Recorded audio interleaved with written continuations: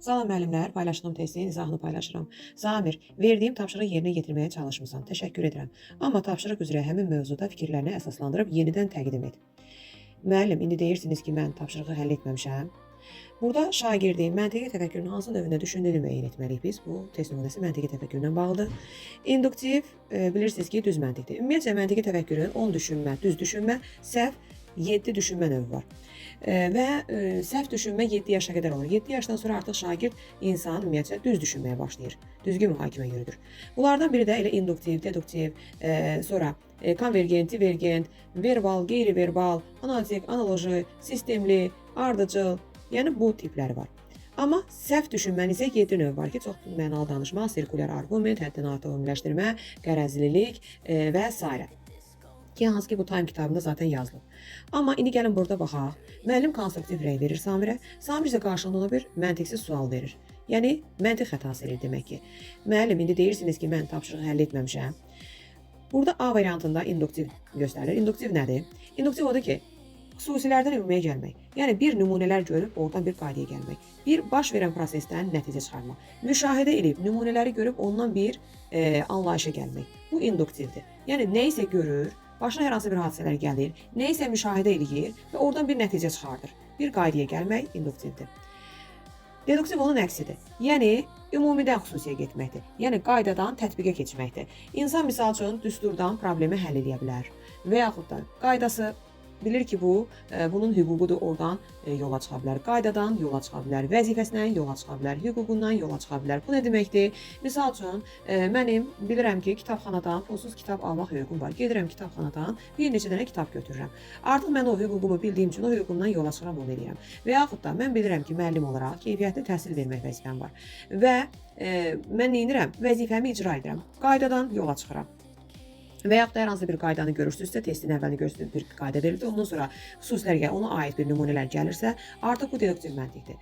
Yəni, məntiqin düz düşünmə növüdür, düz mühakiməsidir. Sonra burada C variantı çox mənalı danışmaqdır. Bunun digər adı mən qoymuşam ki, üzə duran uşaq. Bu nə deməkdir? Misal üçün, uşağı gözünüzlə görürsünüz ki, uşaq orada nəsə bir hərəkət edir. Siz onu deyirsiniz, o boynuna almaq əvəzinə sözü dəyişməyə çalışır. Yəni, vəziyyətdən çıxmağa çalışır burada artıq şagird. Misal üçün, uşaq koridorda, necə deyim, pilləkənin ağzında oynaşır. Müəllim deyir ki, növbətçi vaxtıdır. Deyir ki, ay uşaqlar, yəni burada oynama, təhlükəlidir, yıxıla bilərsən. Deyir, oynamıram, gedirəm. Müəllim oynamıram, gedirəm. Neyinir? Üzmə durur, düzdürmü? Və yaxud da uşaqlar arxa partada söhbət edirlər. Deyirəm ki, Əli, sinif yoldaşına söhbət eləmə, dərsə deyil, nə? Deyir ki, müəllimə söhbət eləmirəm, mən söz deyir də onu cavab verirəm. Neyinir? Çox mənalı danışır. Yəni, üzmə durur da sanki şagird. Bu çox mənalı danışmağı beləncələ yadda saxlaya bilərsiniz. Sirkulyar arqument da isə bir şey sirkulyasiya edir də, dönür dolaşır özümüzə gəlir. Misal üçün, şagirdə söz deyirik, qadir onu eyni şəkildə özümüzə deyir. Deyir ki, misal üçün, sabahlarım kesik edir uşaqlar. Azərbaycan tarixinə misal olaraq, indiyə qədər keçdiklərimizi təkrarlayır, sabahlarım kesik edir. Uşağın bir də qadir oradan deyir ki, müəllimə, sabahlarım kesik edir, mən təkrarlayacağım ki, sabahlarım kesik edir. Qadir eyni sözü mənə deyir. Gördünüzmü? Sirkulyar arqumentdə belədir. Boş adamda isə yadınızda qalsın. Mənasız, məntiqsiz sualla bizə qadir sual verməyə başlayır, yəni cavab verməyə başlayır. Görürsünüz, deyir ki, müəllim, indi deyirsiniz ki, mən tapşırığı həll etməmişəm. Müəllim tapşırığı həll etməməklə danışır, yoxsa əsaslandırmamağından danışır. Gördünüzsə, tam başqa bir şey. Adətən elə onu biz nə deyirik? Deyir ki, mən sənə belə bir söz dedim, yoxsa belə deyirdim. Adətən belə bir şey tələb olunur.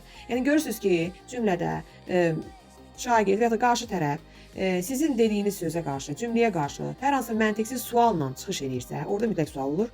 Bu boş adam məntiq xətasıdır. Yəni bizim testimizin cavabı Y variantıdır. Müəllimə bu arada sentyabr qrupumuz davam edir. İstəyən daxil ola bilər. Mən həftədə 2 dəfə 2 saat müəllimlərlə dərs təşkil etmişəm. WhatsApp qrup səyləşmə üzərindən canlı sual cavab edirəm. Özümün hazırladığım məntiqi, tənqidi, yaradıcı təfəkkürlə bağlı testlərim olur. Və yaxud da digər mövzularla bağlı testlər hazırlayıram. Özüm müəllimlərə işlədirəm, miq və sertifikasiya tipli. Bundan əlavə olaraq Time-dan hazırlaşır. Time mövzularında işlədirəm müəllimlərə. Yəni birlikdə canlı test işləyirik, səhvlər üzərində işləyirik və öyrənmə 100% baş verir. Və qurduğum plana əsasən, hansı ki mən birbaşa təlim və differensial təlim modellərini tətbiq edirəm ki, burada birbaşa təlim modellərində tez-tez təkrarlar olmalıdır ki, mənim qurduğum bu planda 7 dəfə təkrar, 2 dəfə ümumi təkrar var ki, siz artıq proqram bitirəndə dəfələrlə təkrar etmiş olasınız. Və əlavə olaraq da ödəniş 40 AZN-dir. Qrupada ilə çox müəllim götürmürəm ki, öyrənmə 100% baş versin və müəllimlərə daha çox vaxt ayıra bilim ki, biz sual cavab edə bilər hər şəkildə. İstəyən qoşula bilər.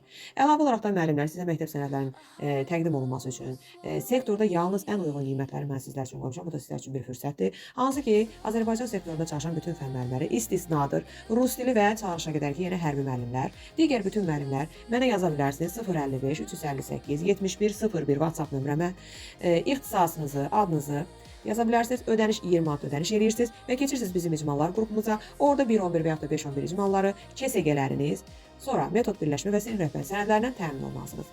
Bu qədər müəllimlər.